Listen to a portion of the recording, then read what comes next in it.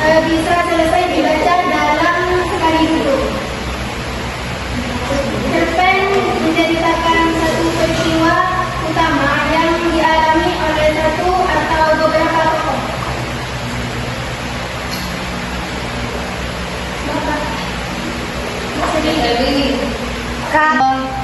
Pada media ini kami dapat membantu kalian dengan media konvensional ini, yaitu tentang cerpen dan struktur indeksnya. Selanjutnya pada penjelasan CP dan cara bermainnya akan dijelaskan oleh Dr. saya.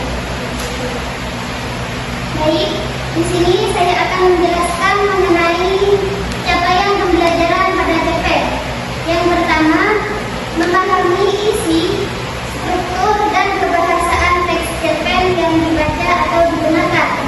Yang kedua, mengidentifikasikan unsur intrinsik cerpen seperti tema, tokoh, penokohan, latar, alur, sudut pandang, dan amanah. Yang ketiga, menafsirkan makna dan pesan moral yang terkandung dalam cerpen. Yang keempat, mengungkapkan kembali isi cerpen secara lisan maupun tulisan dengan bahasanya sendiri. Yang kelima, menulis teks cerpen sederhana dengan memperhatikan struktur isi dan kaidah kebahasaannya. Yang terakhir, menunjukkan sikap apresiatif terhadap karya sastra sebagai bentuk ekspresi budaya dan kemanusiaan. Selanjutnya, tujuan pembelajaran. Tujuan pembelajaran pada cerpen yang pertama, mengidentifikasikan ciri-ciri teks cerpen. Peserta didik dapat mengenali ciri umum pada cerpen seperti teksnya yang tidak terlalu panjang, tokohnya terbatas, serta konfliknya yang sederhana. Yang kedua, menemukan unsur intrinsik dalam cerpen. Peserta didik dapat menemukan tema, tokoh, alur, latar yang ada pada cerpen yang dibacakan. Yang ketiga, menjelaskan isi cerpen dengan kata-kata sendiri. Di sini peserta didik mampu menceritakan kembali isi cerpen secara runtut dengan menggunakan bahasanya sendiri. Yang keempat, menafsirkan pesan moral dan nilai kehidupan dalam cerpen. Dan yang terakhir, menganalisis kebahasaan teks cerpen. Untuk langkah bermainnya akan dilanjut dengan penjelasan teman saya.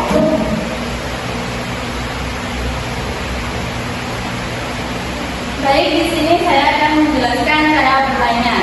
Jadi nanti kita di sini teman-teman akan dibagi menjadi 4 kelompok. Nah, setiap dari 4 kelompok itu nanti akan ada satu perwakilan maju untuk bermain spidol. Di sini apa gunanya spidol? Untuk menentukan judul dari cerpen. Setelah mendapatkan judul dari cerpen, nanti akan dibagikan LKPD. Di dalam LKPD di sini sudah ada cerpennya yang sesuai dengan judul. Jadi kalian tinggal mencari.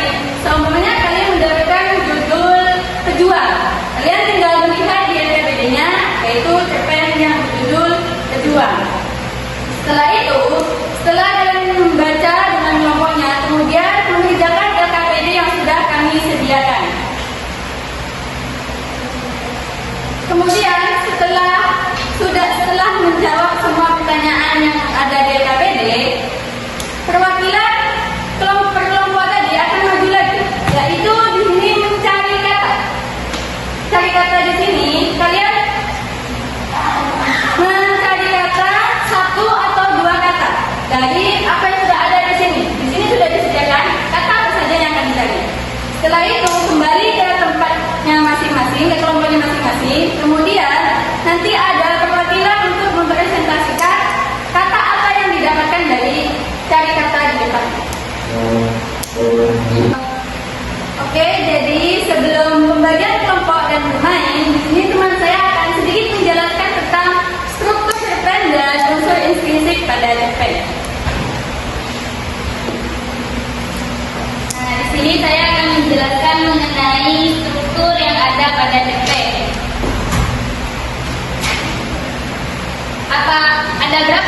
yang ada pada cerpen, yaitu suku yang ada pada cerpen ada 6. Yang pertama yaitu abstrak. Nah, abstrak ini adalah bagian awal yang berisi ringkasan sifat tentang keseluruhan cerita. Fungsinya yaitu untuk memberi gambaran awal kepada pembaca sebelum masuk ke cerita. Jadi abstrak ini dianggap cerita singkat itu. Selanjutnya ada orientasi. Orientasi ini adalah bagian pembuka yang memperkenalkan tokoh, latar waktu, latar tempat, dan suasana, serta situasi awal sebelum masalah muncul. Nah, jadi di orientasi di sini yaitu mengenalkan mengenai tokoh dan latar, tema, dan penokohan itu. Selanjutnya ada komplikasi. Nah, di komplikasi ini yaitu terjadinya ketika ada masalah atau konflik yang muncul dan mengganggu tokoh utama. Jadi struktur ini membuat cerita mulai berkembang dan menegangkan. Selanjutnya ada resolusi. Nah, di bagian resolusi ini berisi tentang penyelesaian suatu konflik atau masalah yang dapat dipecahkan. Kemudian ada klimaks. Nah, pada klimaks ini yaitu bagian dari suatu puncak konflik atau titik paling menegangkan dalam suatu cerita. Nah, di sinilah keputusan penting atau peristiwa utama itu terjadi. Selanjutnya ada koda, yang mana bagian koda ini paling akhir dan memberikan pesan moral, penegasan nilai atau penutup yang mengingat suatu konflik atau masalah yang dapat dipecahkan. Kemudian ada klimaks. Nah, pada klimaks ini yaitu bagian dari suatu puncak konflik atau titik paling menegangkan dalam suatu cerita. Nah, di sinilah keputusan penting atau peristiwa utama itu terjadi.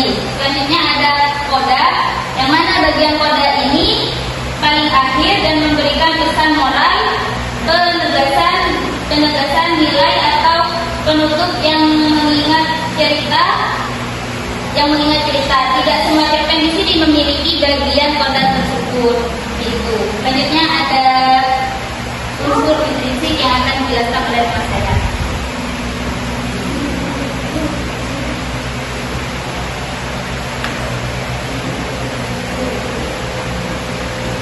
Jadi di sini saya akan membahas apa itu unsur intrinsik cerpen.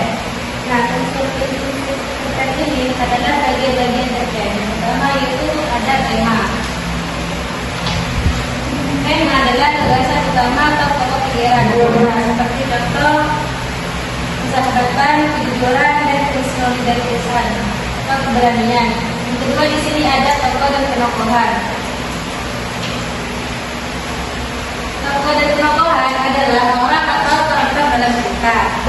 Nah, sedangkan penokohan adalah sifat tokoh dari penokohan, yaitu seperti baik hati, marah, dan rajin. Yang ketiga di sini ada alur atau plot. Alur atau plot adalah jalan cerita dari awal sampai akhir. Biasanya ini terdiri dari kalimat awal dan kalimat akhir yang berisi perkenalan tokoh dan akhir dari sebuah tokoh tersebut. Nah, ini biasanya muncul pada konflik atau masalah, dan akhir yang berisi penyelesaian masalah. Yang keempat itu ada latar atau setting. Latar atau setting yaitu informasi tentang waktu, tempat, dan suasana dalam cerita. Seperti contoh kita di sekolah, di rumah, atau suasana yang beda. Yang kelima itu ada sudut pandang. Nah, secara misalnya ini seperti menceritakan cerita. Contohnya aku yaitu adalah orang yang pertama. Jadi adalah orang yang kedua. Yang terakhir di sini ada amanat. Amanat adalah pesan atau pengajaran yang bisa dipetik dari cerita. Nah, contohnya seperti jangan berbohong dan selalu menolak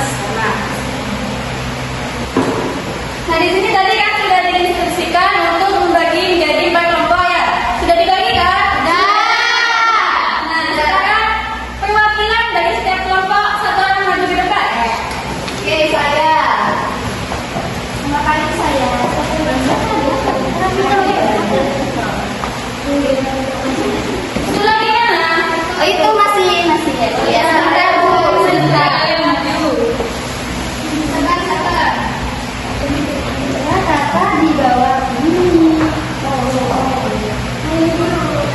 Oke. Nah, sudah maju kan ya ini perwakilan dari setiap kelompok. Sekarang boleh memutar spinnya. Mulai dari kelompok satu dulu. Putar spinnya.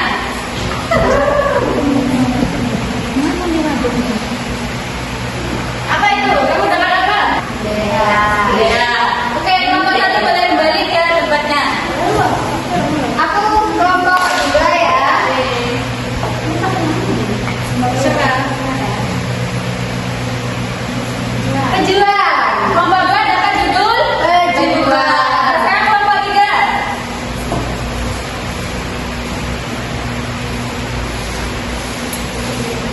Gara-gara nenek lupa. Kelompok 3 mendapatkan judul Gara-gara Nenek Lupa. Oke, sekarang kelompok terakhir.